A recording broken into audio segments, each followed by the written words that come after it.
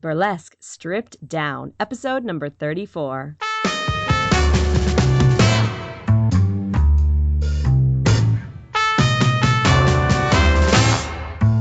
Well, welcome back once again, ladies and gentlemen. I feel like I just talked to you, and that's probably because I did, because in this wonderful world of podcast land, sometimes we record things at the same time.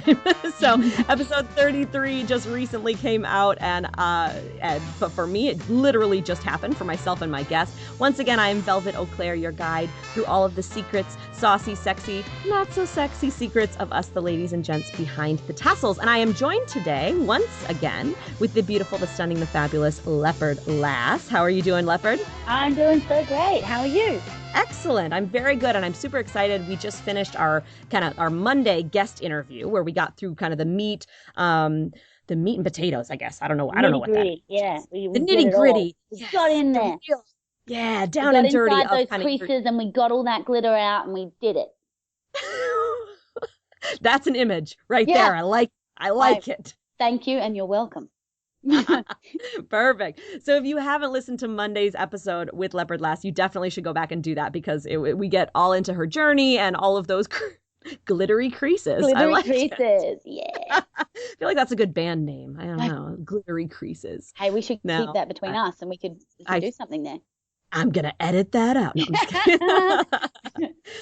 So today we're just going to kind of talk, for those of you who've been listening for a while, you know that typically what I do is kind of a solo hot tips episode, but I'm actually trying something brand new, starting with Leopard here today. I didn't know that.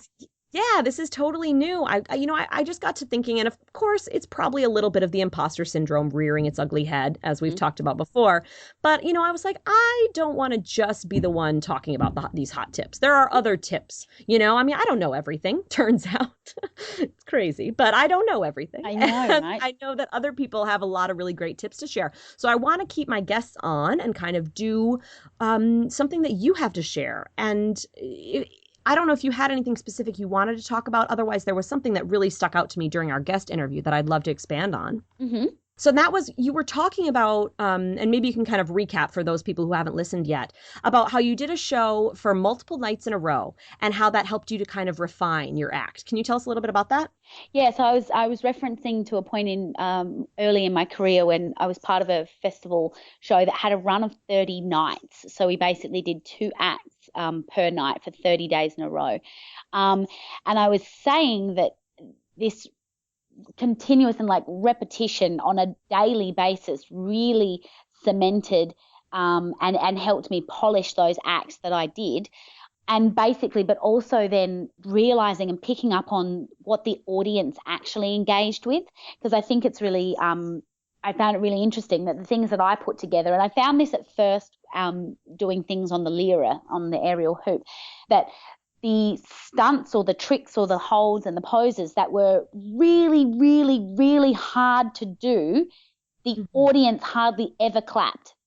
And they didn't respond. Whereas the ones that looked beautiful, but they were a lot more simple, the audience was like, woo, oh my God, that's amazing. And they're clapping. And you go, that's not that hard. But I just did an underbar hang from my flippin' toes, and you guys were all silent, or some, of that mentality. So I was just like, so obviously there's things that myself as a performer really value and think look amazing, but then as a audience, there are things that obviously resonate or that they feel is very beautiful, or for whatever reason more worthy of them clapping or engaging with as an audience to perform a sort of thing. So I found it really important to then open my own eyes and make sure that I'm constantly engaged with my audience, even during an act, so that I can pick up on the nuances and what they're excited by, and then that's something that I can work on more, or I can bring into another act, or that I know is something that they're impressed by, because sometimes the things that we strive for as performers to put into an act is maybe lost, maybe on a stage where you're elevated or people can't see you properly, floor work isn't going to work. So it was all about sort of reading what the audience, and obviously that changes. There's always a different audience and things are going to be perceived differently. But having this run of shows really sort of gave me a clear indication of what they thought was funny, what worked with the music in that sort of respect in terms of musicality and punctuating movement with music.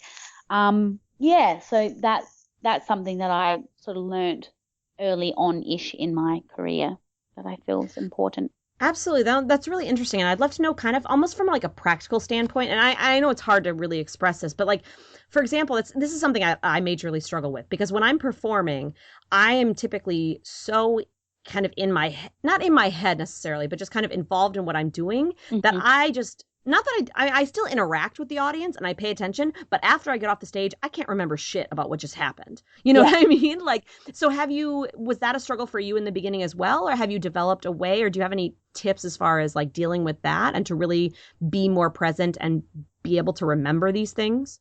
I think it is always good if you are, and I think more often than not, we do go into we're either inside our own minds or we get off, say, and we just go like, oh, I think that went really well. And then, or you go, oh God, that was awful. So if you don't have an independent set of eyes in your audience, if you can set up a GoPro or have a friend or someone else from the show can film you with your phone even, I think that's important because then you can watch it back in your own time as well. Because, I mean, no one wants to rehash and write down and workshop straight after they've come off stage. True. Very true.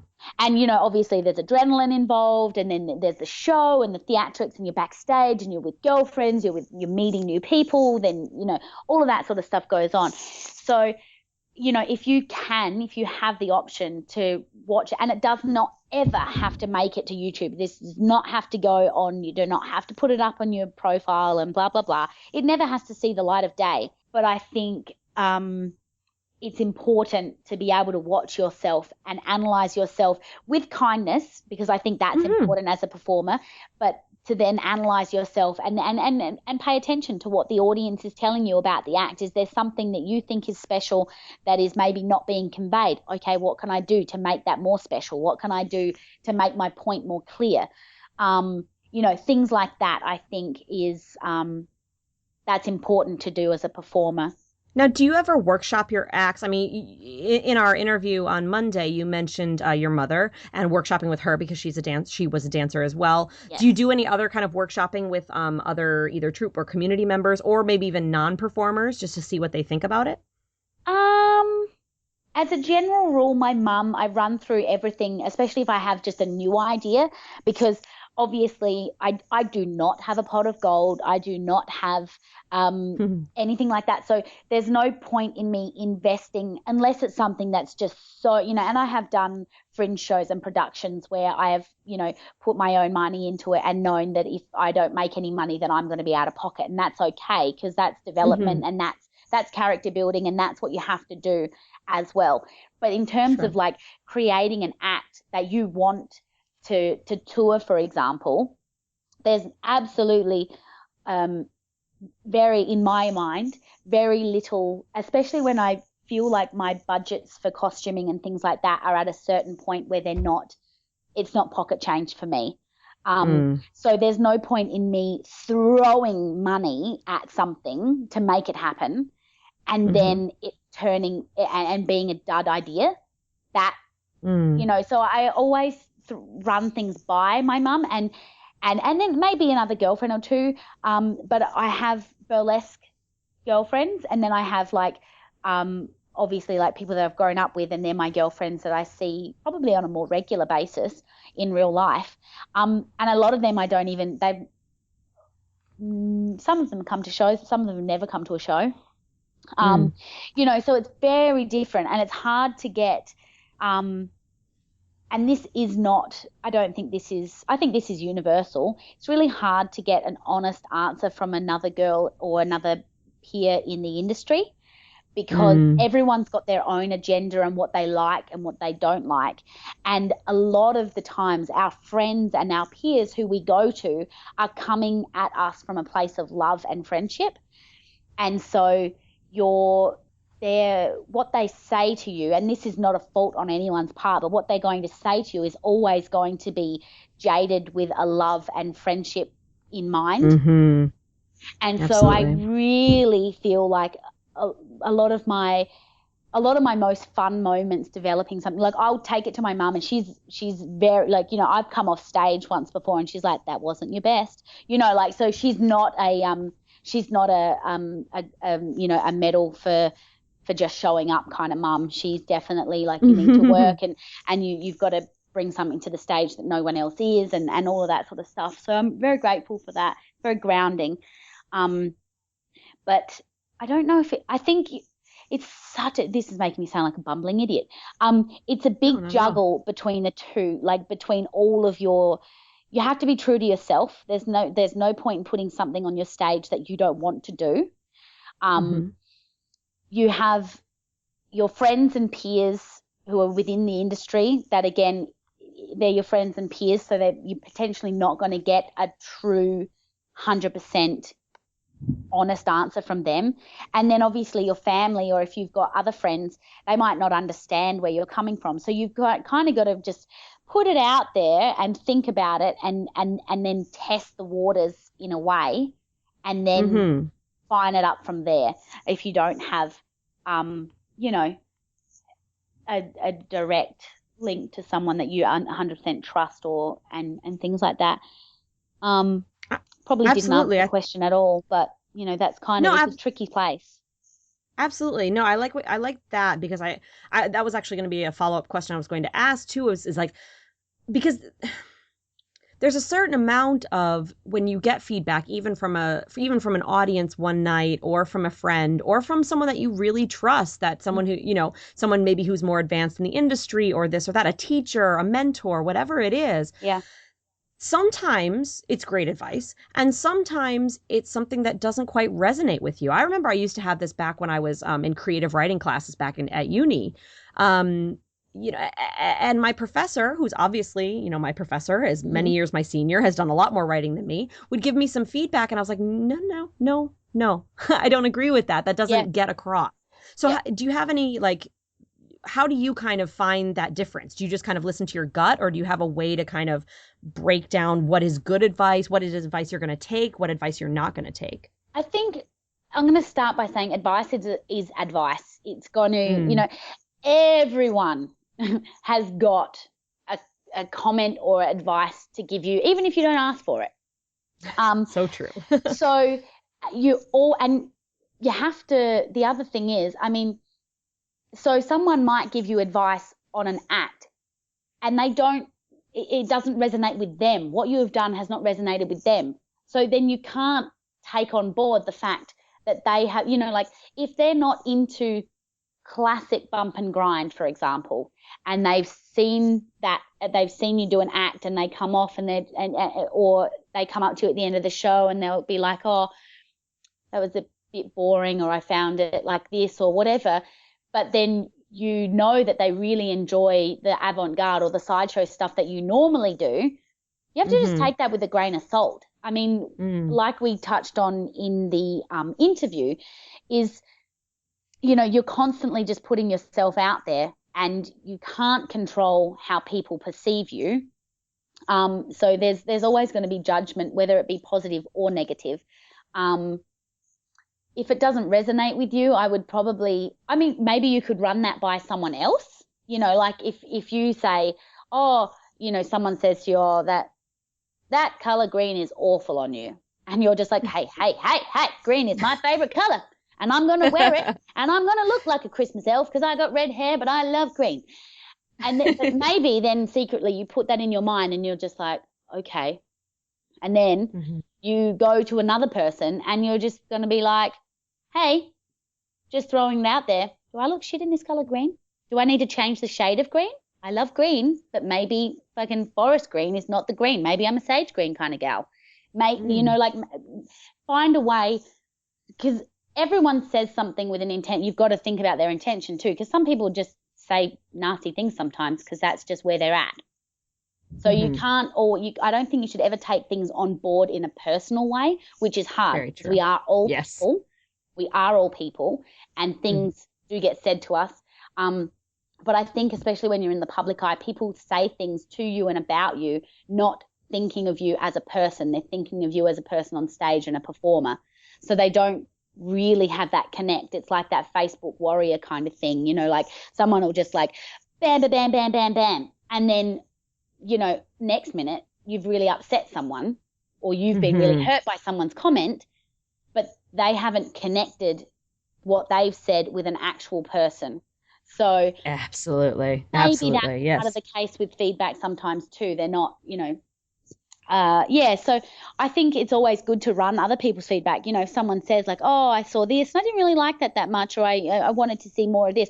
My mum, for example, she does not enjoy as much assling and my flaming assholes as I do. Oh, come on, Mom. She likes them, but she likes my original act was debuted at the Texas Burlesque Festival, and it was a very short assling. The flaming assholes were only happening for about 25, 35 seconds. And then, but that was for a festival. It was a festival edit basically, because, you know, you have a 4-minute time slot. Sure. After the festival finished and I was getting booked for that show, I bumped it out to a bit longer, and it's basically a minute of assling. And she's just like, it's too much. I don't like it so much. It's too long now. There's a waffle going on, and I think, you know, you do it for too long. It doesn't leave people wanting more. And she says that repeatedly, and I repeatedly get booked for the longer one. But there's something to be said for that, you know. Exactly. I love that. You know, you can kind of listen and you know that that's some feedback, and you kind of take it all in and kind of percolate. And I imagine, just kind of bring it back to when you were talking about that longer run show that you did, that must have been a great thing about that show, is because it wasn't just 1 or 2 times doing this act. You had really, like, as you can say, like a lot of data, right? Yeah. You had a lot of, you know, a good average to take. And so did you record all of those performances? We had quite a few, and it was interesting. We had them recorded at like the beginning and the middle and the end. And that was interesting. That is interesting. Yeah. That was interesting to see. And it was interesting because you had a few people return. So they had seen us in the opening week, and then they came to see us because we did have, like, there were some slight changes to the lineup sometimes. So, you know, people could come back, and obviously our MC was always different, and well, dressed differently, I should say, and different character. So, you know, but it was very interesting to then get feedback. If you had to give, in a nutshell, some advice to maybe a newer performer who wants to be able to listen to their audience and kind of get that feedback to be able to polish their act and make it better, but doesn't have this opportunity that you had of like a 30-day run of a show, what would you say that a new performer should do to kind of, if they're only performing this act maybe once a month, or their next show isn't for another month or two? How would you advise them to kind of go about honing that act down? Okay, I would definitely advise either setting up like a freestanding phone situation or a GoPro if you have access to one, or anything to film the act. That would probably be the easiest thing. And then